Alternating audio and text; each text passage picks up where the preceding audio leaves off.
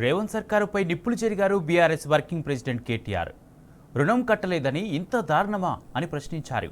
నాటి కాంగ్రెస్ పాలనలో అన్నదాతలు అప్పు కట్టలేదని ఆడబిడ్డల పుస్తలు లాక్కెళ్లే దుస్థితి ఏర్పడిందని ఆవేదన వ్యక్తం చేశారు. రైతుల ఇళ్ల దర్వాజాలు తీసుకెళ్లే కరెంటు మోటార్లు స్టార్టర్లు తీసుకెళ్లే దైన్య స్థితి అన్నారు. స్వరాష్ట్రంలో కాంగ్రెస్ అధికారంలోకి వచ్చి మళ్లీ ఆనాటి దృశ్యాలు కళ్ల ముందుకు తెచ్చిందని తెలిపారు.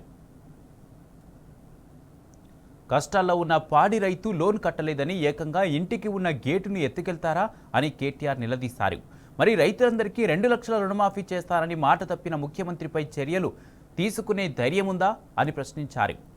రుణం తీర్చలేదని రైతుపై చూపిన ప్రతాపాన్ని రుణమాఫీ చేయని రేవంత్పై చూపగలరా అని నిలదీశారు. పేద రైతుకు ఒక న్యాయం, పదవిలో ఉన్న వారికి మరో న్యాయమా అని అడిగారు.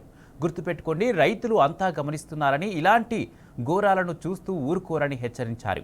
కాంగ్రెస్ నేతల్ని ఇంటి గేటు కూడా తొక్కనియారని కేటీఆర్ స్పష్టం చేశారు.